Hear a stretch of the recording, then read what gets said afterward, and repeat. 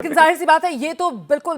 Emergency जैसी situation है इस वक्त पाकिस्तान में, और पाकिस्तानी आर्मी जो है या सुरक्षा कर्मी जो है वो अब जाहिर सी बात है चुप तो नहीं बैठेंगे, और ऐसे में किसी तरीके की कोई कोशिशें तो की जाएंगी। फिलहाल के बलूचिस्तान लिबरेशन आर्मी के साथ कोई इस तरीके की गुंजाइश कि जो पाकिस्तान का एस्टैब्लिशमेंट है वो किसी तरीके के डायलॉग के जरिए इस मामले को रिजॉल्व करवा सके, सुलझा सके? आशीष,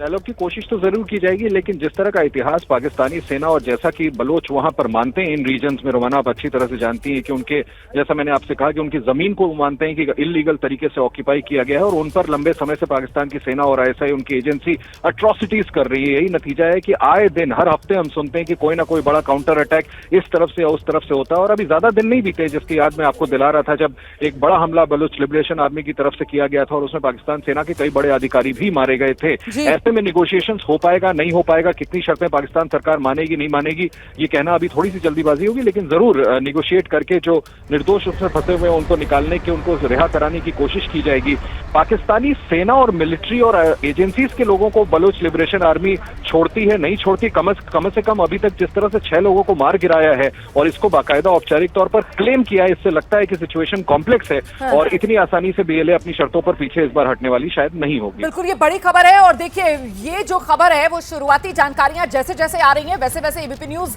आपके सामने रख रहा है। अभी जो मुझे जानकारी मिल रही है, बहुत से दर्शकों के मन में ये सवाल आ रहा होगा कि साहब आखिरकार ट्रेन को कैसे बंधक बना लिया है, मतलब ट्रेन को कैसे हाईजैक कर लिया है। ये जो आप तस्वीरें देख रहे हैं ना, ये जाफर एक्सप्रेस की फाइल वीडियो है, मतलब पुरानी तस्वीरें हैं जो हम आपको दिखा रहे हैं, पुराने वीडियोस इसी जाफर एक्सप्रेस ट्रेन के, जिसे फिलहाल बलूचिस्तान लिबरेशन आर्मी ने अपने कब्जे में ले लिया है। देखिए कैसे इस ट्रेन को अपने कब्जे में लिया बलूचिस्तान लिबरेशन आर्मी ने। अब मैं आपको यह बताने जा रही हूं, जो शुरुआती जानकारी मीडिया रिपोर्ट्स के हवाले से सामने आ रही है उसके मुताबिक जो यहां बलूचिस्तान में मशकफ का इलाका है, ढाढर का इलाका है, बोलान का इलाका है, वहां पर बलूचिस्तान लिबरेशन आर्मी से जुड़े जो ये उग्रवादी हैं, इन्होंने रेल की पटरियां उड़ा दी, धमाके किए, रेल की पटरियां उड़ा दी, और इसी वजह से अब ये रेलगाड़ी आगे नहीं बढ़ सकती है। बलूचिस्तान क्वेटा से पेशावर की तरफ ये जाफर एक्सप्रेस बढ़ रही थी और तभी बलूचिस्तान में ही यहां मशकफ, ढाढर, बोलान वाले इलाकों में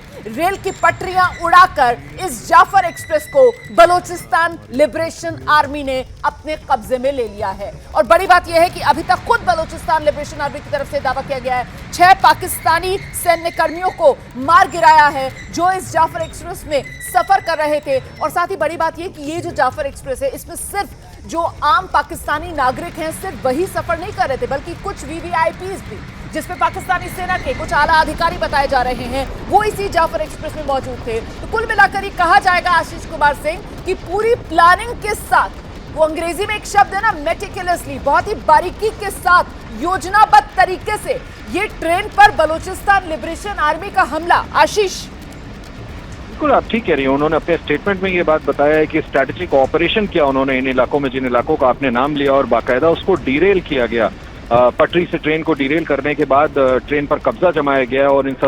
सभी लोगों को बंधक बना लिया गया है, जिसमें 6 पाकिस्तानी सैनिकों को इन्होंने रेजिस्टेंस के वक्त, यानी उस वक्त पाकिस्तानी सैनिक जो उसमें मौजूद थे ट्रेन में, उन्होंने रेजिस्ट करने की कोशिश की। दोनों तरफ से जरूर गोलीबारी भी हुई होगी, जिसके बाद ये 6 लोगों को